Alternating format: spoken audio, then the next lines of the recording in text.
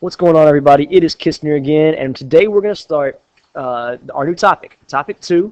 It's all about quadratic functions and equations, and today is Lesson 2-1.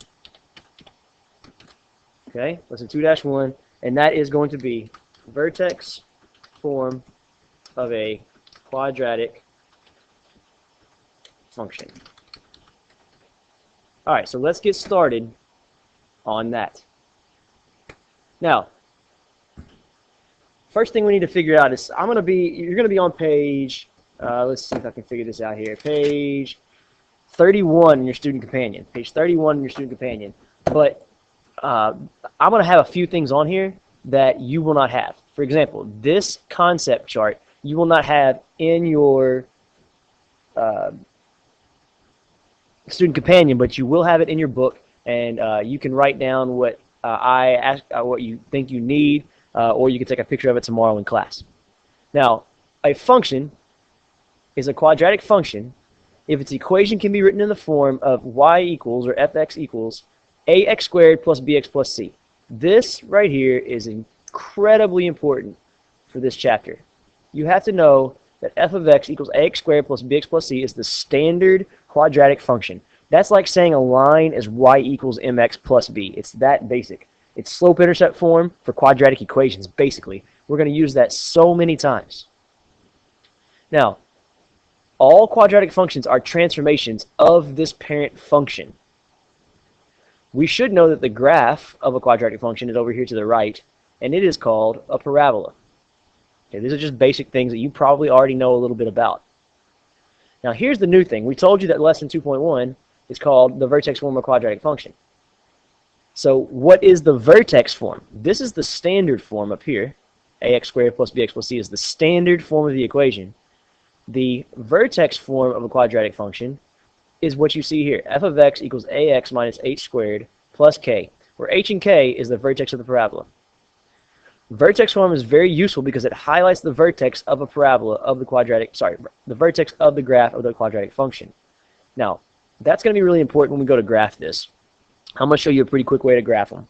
But what you need to know is the vertex form in the quadratic standard quadratic. I would write this down, and I would write down vertex form because we're going to use that a lot today. Let's look at our first example. Describe the transformations of a parent function, f of x equals x squared, then graph the function. So this is not going to be that hard to do by hand. It says describe the transformations. So we're starting, if you remember, we're starting from right here with f of x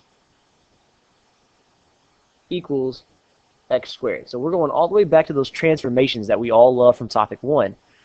If you remember, the plus 2 is going to move it right to, sorry, not right, it's with the x, so it's going to move it left, if I can spell today, 2, okay, left 2, and the negative, that's coming from here, and this negative is going to flip over the x-axis. Okay? Flip over the x-axis. This should be the first example in your book. Please be copying this down with me. Okay? It's going to, and it also is going to mean for us, it's going to open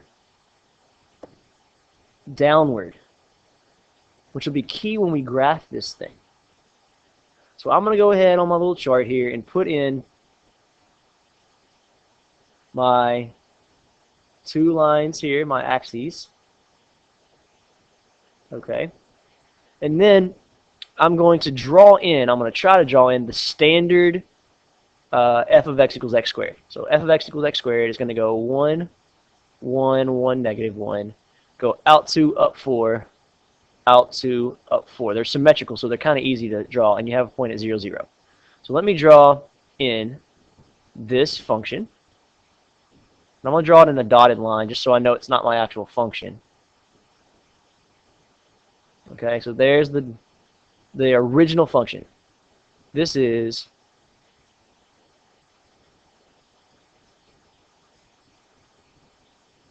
f of x equals x squared. Now let's draw in the new one. We'll say this is the blue function here, g of x. So I'm supposed to move it left 2, so move this whole thing if you can picture it, moving this whole thing left 2. Okay, move it left 2. So I have this nice little function thing that I can do this 2. Move it left 2. Okay, and then I flip over the x-axis, or I make it move open downward. So on mine, I can just do whoop, like this. Okay, yours, you can do something a little bit different. And I'm going to do it by hand too. Okay, so let me do that by hand. So but that's the function. That's what we're going to end up doing to it. So I'm going to move it left 2. I'm going to move every single point left 2. So if I move this vertex is what I really want to try to move. I'm going to move it left to the 2 here, negative 2. And I'm going to make it open downward. So instead of going left 1, up 1, I'm going to go left 1, down 1. Instead of right 1, up 1, I'm going to go right 1, down 1. Left 2, down 4.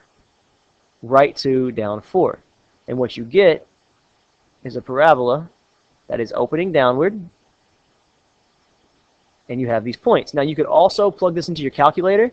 Plug this function into your calculator. Let me get that to where it looks a little bit better. Right there, plug it into your calculator and use your table to get your points. You'd have -2, 0, -3, 1, or sorry, -3, -1, and so forth, and plot those points. So that's how you describe transformations and then graph it. Let's look at the next one. Oh, okay. Describe. That's part B. We'll do that in class. Going into to the next example, you need to know a few things about quadratic functions. What are the key features of it? So we have about 3 or 4 key features that we need to know. The first one is that this graph is going to represent 2 times x minus 3 squared plus 4. If you graph this in your calculator, you would get this picture. Okay? Now, the 2 indicates that the graph opens up vertically. The 2 is going to tell me it's going to open upward because it's a positive 2. That's important. Positive means open upward. All right? And is vertically stretched. Okay, there's that. Now, if you remember all the way back here in vertex form, let me go all the way back to vertex form, you have a times x minus h squared plus k. A tells you which way it's going to open, upward or downward. A is positive, it's upward. A is negative, it's downward. The range is greater than y. K, okay, let me write this down. I'll make it a little bit easier. The original function, if you remember, is going to be a times x minus h squared plus k. So a is 2, h is 3, k is 4. K tells you the range. So if it's opening upward, you're going to have a greater than symbol. If it's opening downward, you'll have a less than symbol. And it's going to be k here. Okay? The last thing we need to know is this thing called there are no restrictions on the value of x. So the domain is all real numbers. We can plug in any x here. All right, so what are these other things that we've got going on over here? The first thing, this little dotted line running right through the middle of it, if you notice, the graph is symmetrical on the right as it is on the left through that dotted line. It runs vertically straight through your vertex. So we call that thing the axis of symmetry. It will always be x equals h or x equals 3. Always. This, I've already said to you, is called the vertex h, k, or 3, 4. We're going to use all of this to answer our next question. Example 2's try it. Identify the vertex, the axis of symmetry, the minimum or maximum, the domain, and the range of the function. Okay, so let's do the vertex first. Okay, I like to do things in this order. I write down the vertex first. Now the vertex, remember, is h, k. And our vertex form of the equation goes a x minus h plus k. So I write that down and I see that h is right on top of the 4, so h is 4. K is right on top of the -5, so it's -5. There's a rule in math that basically says if you pull something outside of a parentheses, you switch its sign. So notice if it was a positive 4 in here, it's going to be, this should be a -4. And that should be a -5. It's a positive 4 inside, so it's going to be -4 out here. And it's a -5 in here, so it's going to stay a -5. If it's outside the parabola, outside the parentheses, it stays the same. So that's my vertex. So if I'm going to start graphing this thing, I want you to just kind of draw a quick grid. I know you probably don't have a grid for this problem because it doesn't ask us to graph, but I want to start graphing it because what it's going to do is help me see where, I can't find the middle here, where the parabola is actually going to be. So my point is at -4, -5. 1, 2, 3, 4. 1, 2, 3, 4, 5. -4, -5. Okay. The next thing that I'm going to find is the axis of symmetry. The axis of symmetry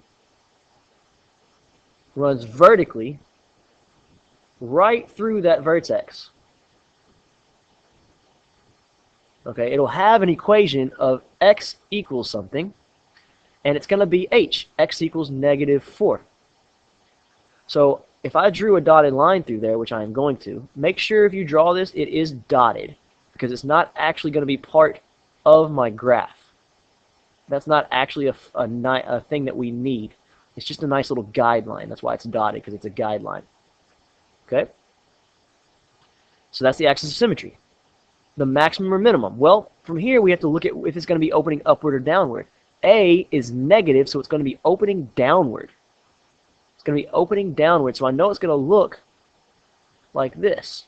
I don't know what the points are yet, but because A is negative, I know it is opening downward. A is -1. A is right on top of a -1. So this is going to be a maximum, and here is the max. We're going to say it has a max at the vertex, at -4, 5, -5. So it's very important. You see, picking out the vertex is very, very important because it helps you realize how to, I don't know, how to plug in everything else. Now,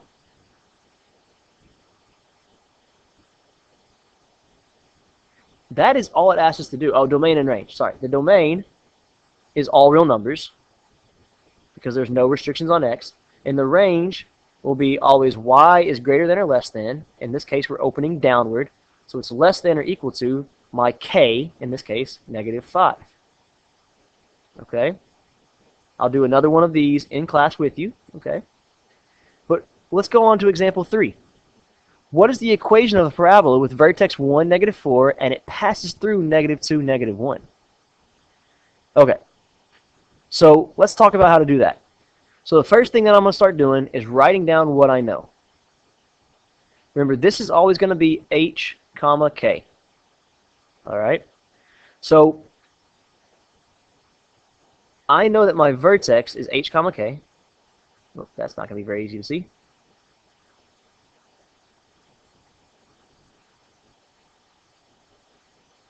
So it's going to be 1, -4. So in vertex form, f of x equals a times x minus h squared plus k. I just plug in those points. Plug in h and k. So right now I have a times x, and k, h is 1, so it's x minus 1 squared. And then k is a -4, so it's -4. Now, all I have to solve for is a. Now, f of x, remember, is also known as y. And it gave me an x and a y right here. And I am just going to take these 2 points and plug them in for x and y. So if I do that, if I plug them in for x and y becomes -1. So -1 equals a. I still don't know a. I have to find that. That's what I'm looking for. Times x, which x here is -2, minus 1 squared, then -4. And I can solve for a this way. I get -1 equals a, and -1 minus 2 is -3 squared minus 4. So I get -1 equals a times 9, or 9a is another way to write that, minus 4. I'm going to add 4. They cancel. -1 plus 4 is 3, equals 9a. I'm running out of room here. So you divide by 9, and a is 1/3. So all of that just for to write in our equation. just to get A, and then we're going to say y equals 1/3 from here. And we had the vertex as 1 and a -4. So we're going to plug in those for that. X minus 1 squared minus 4, and this is the equation. Now, if we graph this thing, it would open upward. We're going to say, I'm not going to actually do this, but it's going to open up because it's positive. I'm going to say because A is bigger than 0, because A is positive. It's going to be moved left 1 and down 4. Just keep practicing those transformations. Keep thinking about how it's actually going to look. All right. Moving on right now. Moving on. Sorry if that was a little fragmented because it was. I had to go outside and do bus duty, but here we go. Actually, this is a word problem. I'm going to save the word problem for class, so I'm going to be done with this video now.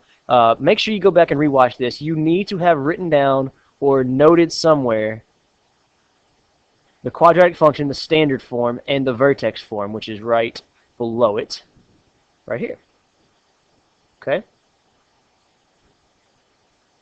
Other than that, make sure you've understood these to the best of your ability, got them written down, and this is Kistner out.